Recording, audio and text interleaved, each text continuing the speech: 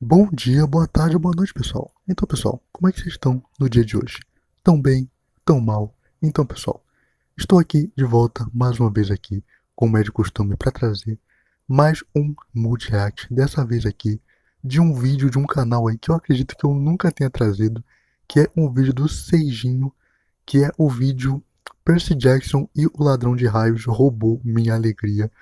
É um vídeo aí que eu vi e eu achei muito bom. Então, como eu provavelmente nunca trouxe algum vídeo desse canal, então eu resolvi trazer, já que eu já acompanhava ele há algum tempo. E como eu achei divertido, e provavelmente eu acho que vocês já conhecem ele, eu resolvi trazer ele aqui também. Mas, de qualquer forma aí, falando, é um vídeo bastante divertido e eu acho que vocês vão gostar bastante. Eu não vi nenhum outro canal de multi-react trazer esse vídeo aqui específico do Seijinho. Na verdade, eu nunca vi nenhum outro canal de multi-react trazer exatamente nenhum vídeo do Seijinho. Se tiver algum, eu tenho que procurar melhor, mas eu não encontrei nenhum aí. Eu tô sendo o primeiro aqui que tá trazendo. A menos que algum outro traga aqui na minha frente o que já aconteceu antes. Mas de qualquer forma aí, se vocês gostarem do conteúdo, estejam aí sempre deixando um like, se inscrevendo no canal, compartilhando aí para os seus amigos aí para me dar uma ajuda. Que principalmente nesse momento aqui, que eu aí tô me readaptando aí a refazer os vídeos. Fiquei um tempinho fora porque eu basicamente falei aí por um tempo que talvez não desse para postar vídeos aí todos os dias como eu fazia antes. Mas conforme fosse passando o tempo, eu ia me reacostumando de novo e ia começar a sair vídeos aí. E é provável que amanhã, sexta-feira, depois desse vídeo aqui, porque esse vídeo aqui vai estar saindo na quinta, então falando aí pela perspectiva de vocês, na sexta-feira talvez saia algum vídeo aí. E é um vídeo aí que eu tô querendo fazer há um bom tempo, desde que saiu isso. É uma espécie de vídeo diferente, eu nunca trouxe nada igual. Então eu tô com muita vontade de trazer e espero que dê tudo certo. Se não sair nada, então vocês sabem que não deu muito bom e algum outro dia deve sair. Mas de qualquer forma, agora que eu já falei aqui demais, fiquem agora com o multi-react, pessoal. Percy Jackson é um filme que conseguiu agradar um total de 5 pessoas, sendo 4 delas usuárias de entorpecentes. Só que é muito difícil de apontar onde que exatamente esse filme errou, porque é praticamente em tudo. E é isso que nós iremos analisar hoje. O filme começa mostrando Zeus contando ao Poseidon que alguém roubou o raio dele. O cara é literalmente o deus do trovão e ele deixou alguém roubar o trovão dele. Isso seria tão idiota quanto Batman perdeu o Batmóvel porque ele estacionou na vaga de deficiente e guincharam o carro dele. Como que você perde o seu trovão, Zé Mané? Pra piorar, Zeus ainda acusa o filho do Poseidon de ter roubado o raio dele, baseado em absolutamente nenhuma evidência. Eu terminei o filme, só que até agora eu não entendi de onde que ele tirou isso. Então ele dá o prazo de 14 dias pro filho do Poseidon devolver esse raio ou ele vai começar uma guerra. Sim, o deus do trovão acha que é uma boa ideia começar uma guerra com outros deuses sem o trovão dele. Deus do trovão começando uma guerra sem trovão. Ir para uma guerra sem a sua maior arma é tipo cagar na casa da namorada sem Glade aroma intenso. Isso nunca dá certo. E outra coisa, o próprio Zeus proibiu os deuses de terem contato com seus filhos. Então como que o Poseidon vai avisar o filho dele que isso tá acontecendo? E o filho dele realmente precisa de um pouco de contexto, porque ele é um rapaz chamado Percy Jackson, mas ele não faz ideia de que ele seja filho do Poseidon. A única coisa que ele sabe é que ele gosta muito de água. Afinal, ele é filho do deus dos mares. E graças a isso, ele tem o poder de ficar 7 minutos debaixo da água. O que, me desculpe, mas é uma bosta de poder. Primeiro, qual que é a utilidade disso? Ser campeão da banheira do Gugu? E segundo, que 7 minutos nem é tanta coisa assim. Tem gente que fica mais de 20 minutos debaixo d'água e a pessoa nem é filho de Poseidon. A pessoa é filha de um cara chamado Marcos. Além desse poder completamente inútil, o Percy não foi muito abençoado com inteligência. Porque chega uma professora nova na escola e o Percy nem estranha o fato de que ela já sabia o nome dele. Isso sem contar que em casa ele mora com a mãe dele, que é uma pessoa muito legal, mas ele também mora com um padrasto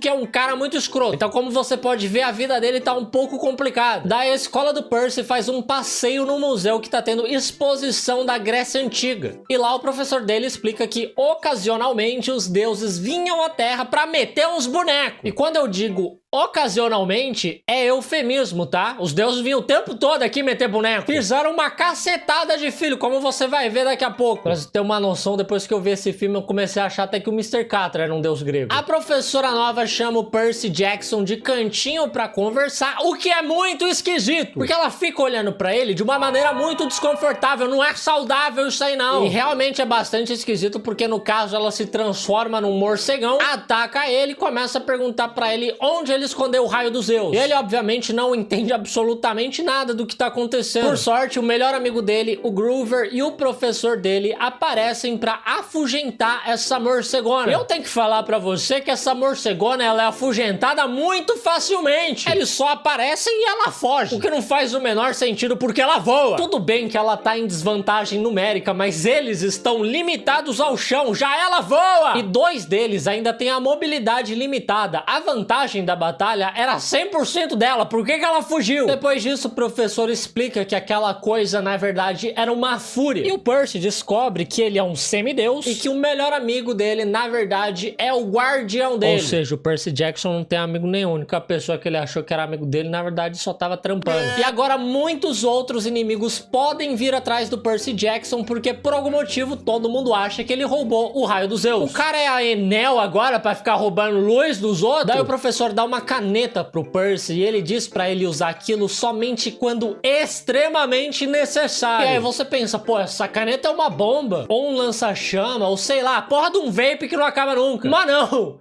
É só uma espada. O que tem de tão especial numa espada que ele precisa guardar 7 chaves? Pra que esse alarde todo? Enfim, eles voltam pra casa do Percy pra avisar a mãe do Percy de que os inimigos encontraram ele, porque obviamente a mãe dele já sabia que ele era um semideus e que eventualmente viriam atrás dele. E na verdade foi exatamente por isso que ela casou com um cara escroto, porque ele é tão fedido que o cheiro dele escondia o cheiro do Percy e evitava os inimigos de encontrarem ele. Só que assim, a mãe dele não podia simplesmente ela parar de tomar banho, ao invés de ter que casar com um marido abusivo, ou simplesmente dava o desodorante do Cristiano Ronaldo pro Percy. Só que agora que os inimigos encontraram ele, o Percy precisa ir até o acampamento meio-sangue, um acampamento para semideuses como ele. E se esse lugar é seguro pra ele, por que ele tá indo só agora? Por que a mãe dele teve que ficar 15 anos casada com um merdinha, sendo que era só levar ele pro acampamento? Mas acho que também é porque absolutamente nada de bom acontece em um acampamento. É só você ver Sexta-feira 13, o acampamento de férias do Lucas Neto, o Enigma da VTube, Camp Rock. Nada de bom pode vir de um acampamento. No caminho do acampamento, eles são atacados por vacas sendo arremessadas por um minotauro. E o Groover, que é metade bode, até tenta proteger o Percy e a mãe dele. Só que não dá muito certo e a mãe dele acaba sendo capturada. E é mentira, tá? O Groover só fica olhando. O Percy derrota o monstro com a ajuda de sua super espada, mas ele desmaia logo em seguida e ele acorda somente 3 dias depois, já no acampamento. E ele fica impressionado com tudo que ele vê. Tem uma porrada de semideuses ali. Os deuses realmente estão fazendo um grande turismo sexual na Terra. Tem filho demais para apenas 12 deuses. E todos esses semideuses estão treinando para se tornarem os guerreiros que eles estão destinados a serem. Mas eu não sei se tem muita utilidade eles ficarem aí treinando com espadinha, escudo, arco e flecha, sendo que no mundo moderno já existe AK-47 e tanque de guerra. A única batalha que esses caras iriam ganhar é uma batalha campal. E o Percy se sente meio deslocado com tudo isso, porque ele não é um guerreiro como todos os outros que estão ali. Ele diz que ele é só um garoto normal com dislexia e TDAH. Mas o Groover diz que esses são exatamente os poderes dele. Dislexia e TDAH. Se isso fosse poder, eu seria o Incrível Hulk. Incrível Hulk. E como exatamente ele usaria o TDAH dele pra lutar contra um literal deus grego? No meio da luta ele ia ficar pensando se ele lembrou de tirar a roupa do varal. E eu entendo que o filme tá tentando te mostrar que você pode ser um herói mesmo com transtornos neurológicos. Sim, você pode, mas eles não são seu superpoder, eles são transtornos que você precisa tratar. Eles não te dão nenhuma vantagem na batalha como insinua o Groover. Você não vai reagir a um assalto só porque você tem dislexia existia. Enfim, o professor dele da escola, que na verdade é um centauro, mostra pro Percy a casa que o Poseidon construiu pra ele. E é muito legal, muito bacana, ele só esqueceu de colocar parede. O pai super preocupado que tem vários inimigos querendo atacar o Percy e ele dá pra ele um quarto sem parede. Além disso, como que o Percy vai levar as namoradinhas pra assistir uma Netflix nesse quarto sem parede? A coisa que tá me incomodando bastante nesse filme é que os gregos não conseguem guardar o pinto dentro da calça. Os deuses têm uma penca de filho e teve gente que claramente passou o rodo em cavalo e bode. O professor também explica que ele pretende levar o Percy até os Zeus pra provar a inocência dele. Acho que pra isso primeiro eles têm que descobrir quem que de fato roubou o raio dos Zeus, né? Isso seria bem difícil porque quem roubou o raio nem tá usando ele. O professor até fala que o raio é a arma mais poderosa do mundo, mas quem roubou não tá usando. E aliás, com certeza o raio não é a arma mais poderosa do mundo, professor, desde a Segunda Guerra Mundial. Mas antes de ir ao Olimpo, o professor diz que o Percy precisa treinar, porque lá fora está cheio de perigos como a Fúria e o Minotauro. Uma foi afugentada sem nenhum esforço e o outro foi derrotado pelo Percy sem nenhuma experiência em combate. Então eu acho que não tá tão perigoso assim lá fora. Mas de qualquer forma ele precisa treinar e o grande treino dele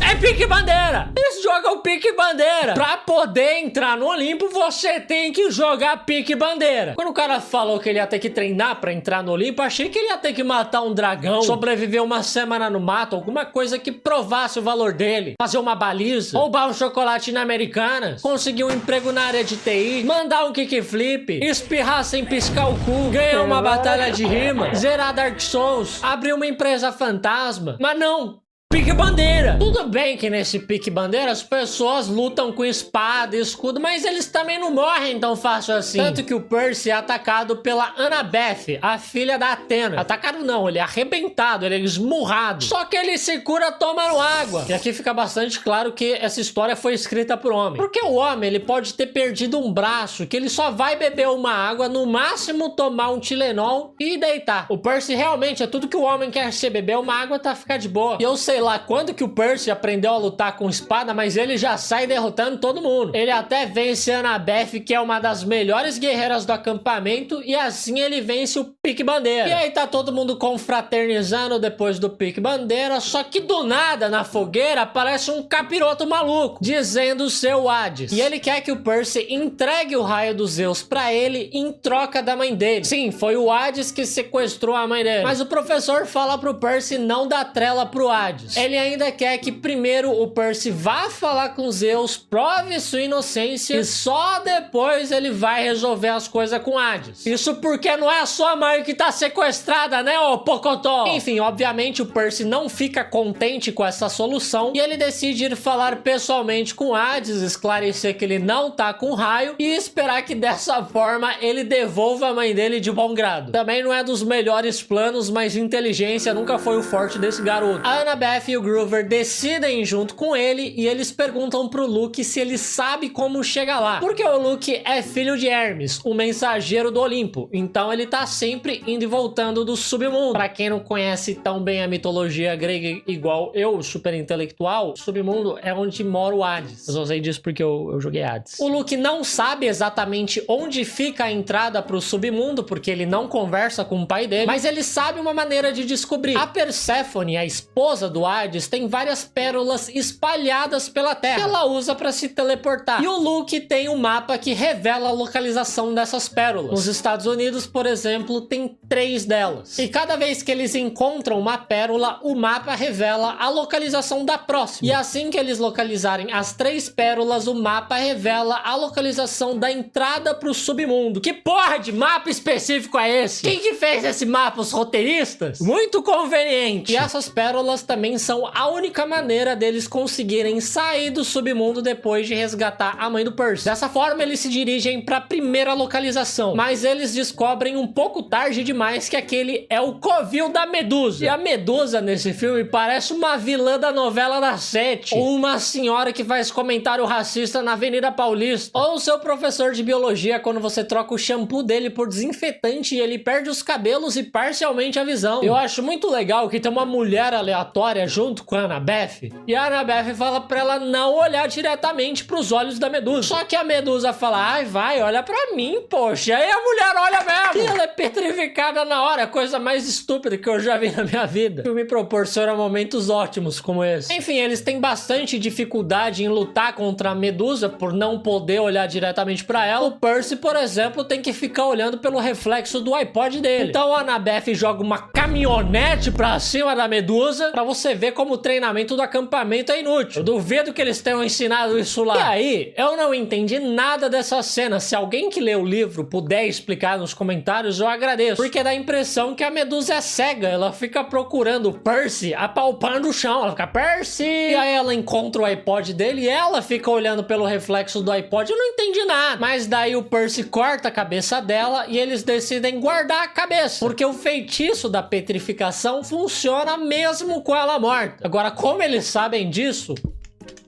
Não sei, não é como se eles tivessem testado. Enfim, eles encontram a primeira pérola e se dirigem para a localização da próxima. Mas no caminho, o Groover dorme no volante e quase mata todo mundo. Então eles decidem passar a noite num motel vagabundo. E lá eles descobrem que o Percy se tornou um fugitivo da polícia porque o padrasto dele denunciou ele como o sequestrador da própria mãe. Assim eles vão com bastante cuidado para a localização da segunda pérola, que está num museu baseado no panteão grego. Só que a pérola tá no topo de uma escultura e não tem como eles pegarem na frente de todo mundo, até porque o Percy é um fugitivo da lei. Então eles voltam à noite e a Annabeth nocauteia todos os funcionários que estavam ali fazendo a limpeza. E tem uma porrada de funcionário ali pra fazer a limpeza de um único salão. Isso não é trabalho pra tudo isso de gente. É tipo quando tem trabalho em dupla na escola e seus amigos folgados perguntam se pode fazer dupla de 8. O Percy usa os sapatos alados que o Luke emprestou pra ele para alcançar a pérola. Mas assim que ele pega, os funcionários acordam e se transformam na Hydra. Mas por que cargas d'água a Hydra tá trabalhando na limpeza do museu? É tipo contratar o Superman para ser jornalista. Isso é uma das coisas mais absurdas dos quadrinhos. O cara é praticamente um deus, mas das 8 às 16 horas ele tá escrevendo artigo pra Choquei. Lex Luthor destruindo a cidade e o cara escrevendo sobre o novo affair do Chico Moedas. Enfim, eles lutam contra a Hydra e o Percy, burro do jeito que ele é, não conhece a história da Hydra. E quando você corta uma cabeça dela, nascem duas no lugar. Então ele não corta uma, não corta duas, ele corta todas as cabeças dela. Eles só vencem porque o Groover usa a cabeça da Medusa pra petrificar ela. Depois disso, a localização da terceira pérola é revelada. E ela está em Las Vegas, num cassino. E nenhum deles estranha o fato de que simplesmente deixaram entrar 3 moleques num cassino sem pedir o RG. Lá dentro eles usam muita droga e pela primeira vez nesse filme eles se divertem. Eles paqueram, eles apostam, eles se divertem tanto que essa acaba sendo uma propaganda muito positiva para as drogas. Mas o Percy começa a escutar uma voz na cabeça dele dizendo para ele parar de usar droga. E aí ele recobra a lucidez. Daí ele consegue pegar a última pérola e eles fogem de lá roubando um carro. E lá fora eles descobrem que eles ficaram 5 dias dentro daquele cassino sem nem perceber de tão drogado que eles estavam. Credo, essa tal de drogas é horrível mesmo. Mas isso significa que o prazo que Zeus deu para eles entregarem o raio se encerra no dia seguinte. Então, mais do que nunca, eles precisam resgatar a mãe do Percy antes que uma guerra comece. O mapa revela a entrada pro submundo, que fica em Hollywood por algum motivo. Eu achava que a entrada pro mundo dos mortos ia ser um lugar tipo Pirituba. Mas chegando no castelo do Hades, eles não conseguem convencer o deus do submundo de que eles não roubaram o raio. E por conta disso, Hades não pretende devolver a mãe do Percy. Quem diria que o plano do Percy de ir de mãos vazias para uma negociação ia dar errado. E para surpresa de todos, eles encontram o raio dos Zeus escondido dentro do escudo que o Percy estava levando. Que na verdade é o escudo do Luke que ele emprestou pro Percy. O Hades fica maluco achando que eles estavam tentando enganar ele. E ele solta as almas dos mortos para devorarem o Percy e seus amigos. A Persephone derruba o Hades, salva o Percy e companhia e deixa eles irem embora. Porque ela também não quer que comece uma guerra. Só que E lembrando, o único jeito deles irem embora do submundo é usando as pérolas da Perséfone. E eles só têm 3 delas, sendo que agora eles estão em 4. E eles não pensaram nisso antes. Realmente a inteligência não é o forte desse grupo. Então o Groover se oferece pra ficar no submundo. Ele até tenta parecer que tá fazendo algo nobre, mas ele só quer fazer muito coito com a Perséfone mesmo, porque pelo visto ela é uma das furries. De volta ao mundo dos humanos, o Percy sai correndo em direção à entrada do Olimpo para devolver o raio dos Zeus. Mas é claro que ele encontra o Luke no caminho. O Luke queria que o Percy levasse o raio até o Hades pro próprio Hades começar a guerra e o Olimpo ser destruído no processo. E assim que os deuses estivessem mortos, os semideuses iriam governar o mundo. Agora, por que um maluco de 17 anos quer governar o mundo? Coisa mais idiota. O cara não ia aguentar nem ser vereador de Curitiba e quer governar o mundo. Ele devia seguir o exemplo dos pais e só sair por aí fazendo turismo sexual. Esses acampamentos de férias só tem os projetinhos de Hitler mesmo. O Luke e o Percy batalham entre si e o Percy quebra altas caixas d'água pra conseguir derrotar o Luke, deixando várias pessoas sem tomar banho naquela noite. E sim, o Luke é derrotado por Aguinha. O cara que conseguiu roubar o trovão dos Zeus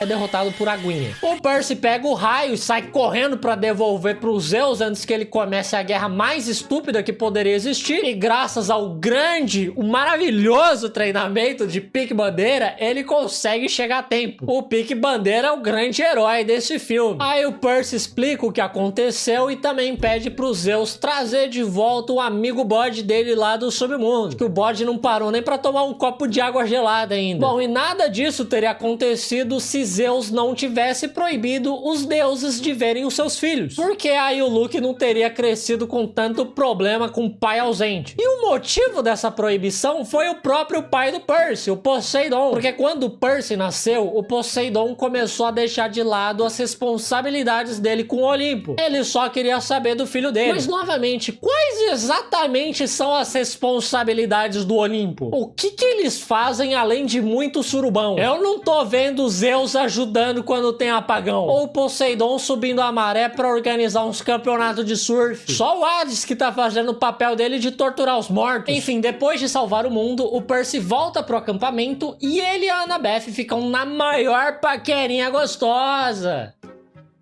Só que assim, eles não são tipo primos. Então, pessoal, o que vocês acharam aí do vídeo e do Multi-React? Gostaram ou não gostaram? Sempre tendo aí, deixando aí embaixo nos comentários aí o que vocês acharam aí do desempenho do vídeo. Se eu estou aí melhorando aqui nas minhas técnicas aqui de edição. Se eu não estiver, vocês sempre podem estar fazendo críticas construtivas aí, que é o que eu sempre peço aqui para melhorar. Eu preciso muito aí dessas críticas aí para sempre estar melhorando, para trazer um conteúdo cada vez melhor aí para vocês. Fazendo essas críticas aí, vocês me ajudam e o canal fica melhor para todo mundo aí, basicamente. Eu gostaria aí que vocês dessem aí os comentários de vocês. E comentem também se vocês gostaram do vídeo, se vocês acharam divertido, se vocês riram, o que vocês acharam aí do vídeo. Eu particularmente aí, como vocês já devem ter visto aí na introdução desse vídeo, eu gostei bastante, dá pra dar bastante risada. E é uma análise bem legal que ele fez aí do filme e basicamente retrata basicamente o que acontece no filme mesmo. O filme basicamente em muitas partes não faz sentido. Eu já vi esse filme muitas vezes na sessão da tarde e confesso que basicamente para todo mundo que não leu o livro, como eu por exemplo, esse filme é realmente muito bom até que você ouça falar de como é o livro, ou que você leia ele, ou que você tenha algum senso crítico aí mais apurado do que o meu. Porque aí você vai saber que o filme não é lá grande coisa e também não merece nenhum tipo de elogio, porque basicamente muitos que eu ouvi aí, a única cena do filme que tem a ver com o livro é a cena do cassino, se eu não me engano. Que se não for isso aí, se eu estiver errado aí me corrijam. Mas eu acho que é isso daí mesmo. A única cena do filme que tem no livro é a cena do cassino e basicamente nada mais. Mas eu achei o vídeo aí bastante divertido, ele analisou muito bem cada ponto aí do filme. E se vocês quiserem também, eu posso estar trazendo aqui mais vídeos dele. Não vai ser com frequência porque esses vídeos assim, né, que praticamente quase chegam a 20 minutos aí, são mais difíceis aí de se trazer. Então, demora um pouco mais aí para eu trazer de qualquer forma. Mas se vocês pedirem, uma hora ou outra aí, eu vou trazer o vídeo. Então, já falei demais aqui nesse encerramento também. Então, tudo que me resta aqui agora é me despedir de todos vocês. Então, valeu, falou e até a próxima, pessoal.